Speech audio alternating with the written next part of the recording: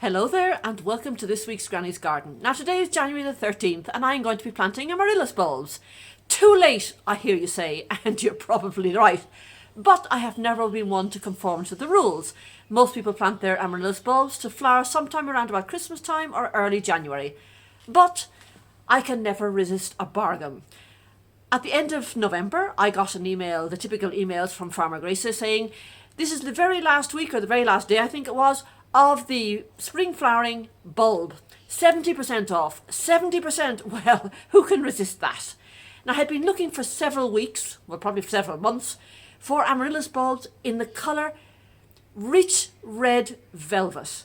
I couldn't find them anywhere. I could find loads of Amaryllis, but I could find them all different colours, especially the pink ones, but I wanted a deep, rich red.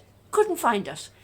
So when Farmer Gracie came up with a beautiful one called Carmen, well, so they sent it at the end of November and it arrived sometime about before Christmas, and to my eternal shame it has been sitting since before Christmas in the basement without doing a flip to it. So today I'm going to remedy that and we're going to make these babies grow.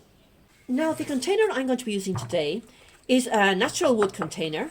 It's by the German company Relax Days, the same company I bought my garden obelisks from about 3 years ago, which are absolutely perfect and doing fine. And it's got these lovely little rustic handles on the side. It is so cute and also a perfect size for planting those Amaryllis bulbs. Now, when we're talking about Amaryllis bulbs, size definitely does matter. The bigger, the better. With a bulb this size, you get a greater amount of flowering stalks and therefore a greater amount of flowers. And that's exactly what we want. Here we want instant gratification. Now, what I am going to do now is have a look at them because they were got late in the season, and as I said before, to my eternal shame, they've been sitting in the basement for a long, long time. So I'm just having a check on them. I can't see any mould. This one is really nice and firm. No, that's dry, but it's okay. This one is slightly less firm. It's not squishy, nor anything like squishy, but it's slightly less firm than the other ones. So we're going to get these urgently planted, and then we're away on a hack. An Amaryllis bulb is definitely not a fan of water or being overwatered.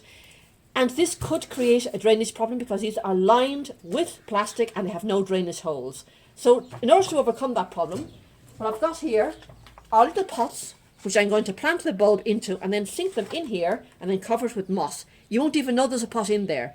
But when it comes to watering it, I lift it out, water it, have it drain out, and when the water's come through and it's nice and dry again, pop it back in. So I'm just going to get the pots out now and put this away for the moment. I don't need it. And get some soil in. This is just regular potting mix. Now I'm just going to fill slightly less than halfway up.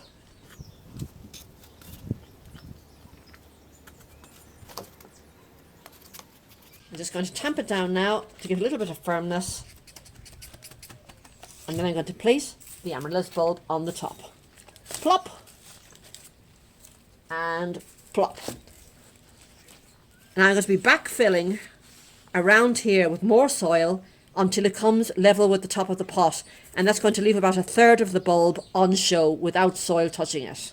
So this pot is absolutely perfect. First of all, to slot into the little container I have, and secondly, to be able to give this elbow room around it to be able to fill it up with soil to a level where only a third of it is on show.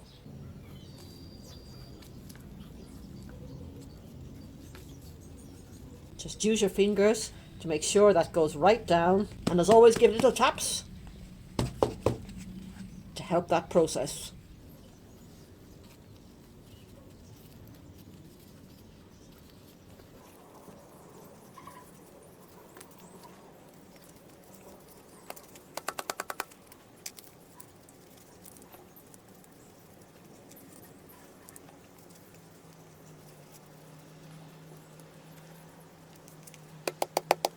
Now, before putting it in this container, I will of course be watering it. Do not water either the top of the bulb or the side of the bulbs if possible. So, perfect type of watering can for this. Very, very long, thin spout. I'm just going to water around it. All the way around that little room we've created.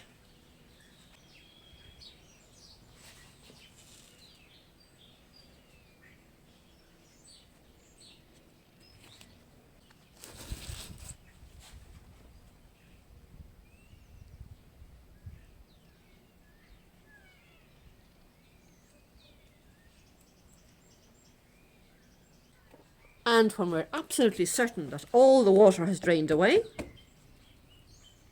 we just pop it in this little dog box.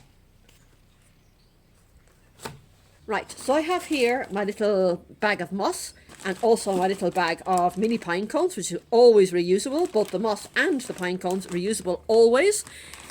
And I'm just going to make the simplest of blankets, because I need to be able to water this, remove the pot as I said before, and put it back. So nothing fancy, nothing fussy, just literally be able to go bluff with the moss, water it, bluff, put it back, and cover it up with the blanket again. Now, as regards watering from now on in, these do not like moisture, as I've said before in the video, so make sure that this top layer is dry before you water again. And when you water it, there's sufficient to keep it hydrated without going overboard. As you can see, I've just watered this a few minutes ago, so obviously the top layer is sodden, and you can see your fingertips, which will tell you that the top layer is sodden. And just keep your eye on it, and when it's nice and dry out here, then water again without going overboard. So time to put the blanket on. Nothing very fussy. All I want to do is cover the top of the pot so you can see there is a pot there. I'm going to little tuck the moss into the four corners as well. So a little bit of moss into the four corners. Not very much. And then just a little bit round the pot. Like that. And then we're going to put some little pine cones on top, just a little mini pine cones.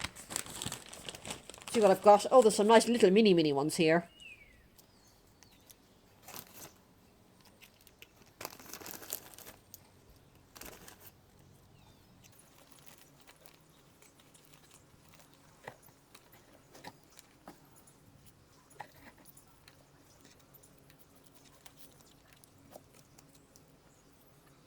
Now I'm just keeping the moss above the soil and above the pot. I'm not squashing it in against the neck of the bulb.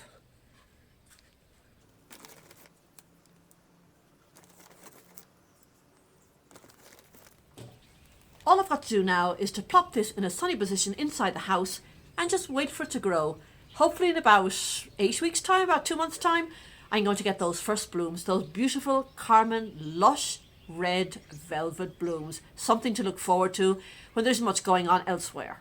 Here in the mountains where I live, mid-January to mid-February is definitely the coldest time of the year. The daytime temperatures are somewhere about the mid-30s if you're lucky. Nighttime temperatures plummet well below freezing. And it's pretty miserable. Also have a wind factor. We do get quite strong winds in winter. They're usually north winds. And of course I got the higher peaks with snow on them. So those north winds come with moisture and are very, very cold indeed. So life in the garden that stage is pretty miserable, and I don't like really being out. So what I'm going to do is, for this period, these 4 weeks, take a break, a well-earned holiday, relax and recharge batteries. And I'll be back to start the new growing season in mid-February. And what a season it's going to be. It is the 3rd year in a 3-year plan to recover this neglected garden. But additionally, I need to install a fountain next to the olive tree. I need to plant up my Maceta garden and bring in, of course, those ceramics from Talavera de la Reina. Also, my daughter has asked me in her front garden to create a rockery. She's got an area that's overgrown and it's got some oleander trees that need to be removed, or bushes that need to be removed.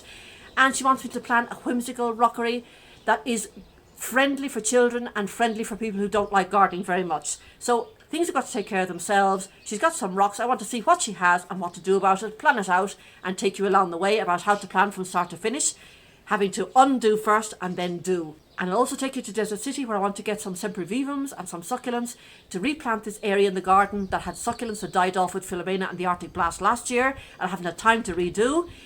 So lots and lots of things going on, and I want to take you with me on that journey. So in a few weeks' time, I'll be back fighting and fit, and I'll see you then, mid-February in Granny's garden. Until then, bye-bye now.